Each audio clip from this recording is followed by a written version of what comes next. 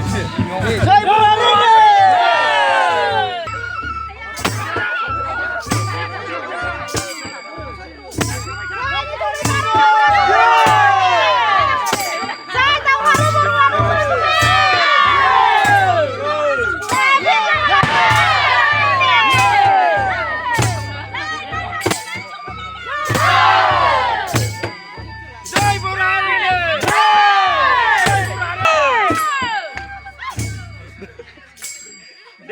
Thisជួយមួយថា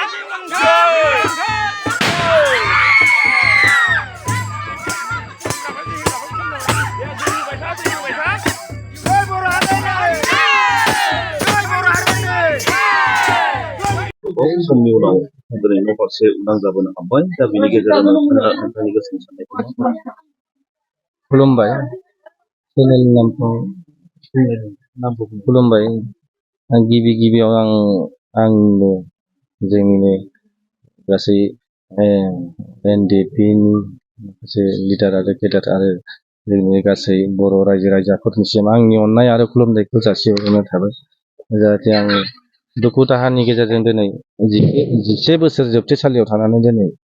उदां जाबाय बेफोर जोंनि केसफोरनि थाखाय माखासे जोंनिनो दैदेनगिरिफ्रा जोंनि बर' ससाइटिफ्रा मावनानै जोंखौ उदां खालामबाय बेनि थाखाय आं बहुद रोजा साबायखर होनाय थाबाय बिथांमोननिसिम। दायो जे नोंथाङा गावनि आंगो न' फारसे मोनफैफिनबाय दायो नोंथाङा बे न' फारसे मोनफैफिननायखौ लानानै नोंथांनि गोसोआव माबायदि सानो? आं लाथ्र' हायो आंनि गोसोआव जोबथा खुसि मानोना आं आंनि गावनि जोनोमगिरि बिमा बिफाखौ आं दिनै नुफैबाय 5 बोसोरनि उनाव लोगोसे आंनिनो गामिनि आंनिनो लोगोफोर आंनिनो आइ आफा बिदा फंबाय गासैखौबो आं दिनै लोगो मोनफैबाय आरो इयुनाव आङो रायजो राजानि जोबथा मोजां खामानि मावलांगोन होननानै आं बयजोंबो गोरोबनानै खामानि मावलांगोन होननानै आंनिफ्राय आंनि जिउ थांगोन। नोंथाङा जे जोबथेसालियाव गोबाव सम थानो गोनां जाबाय दा बे माबायदि दुखु खस्थ'आ जों बर' हारिनि थाखाय जोङो जेब्ला ओंखारदोंमोन अब्लानिफ्राय जों दुखु खस्थ'खौ जोङो लानांखादों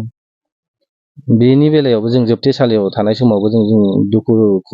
दुखु खस्थ'खौ जों नेवसिनानैबाबो जों बर' हारिनि थाखाय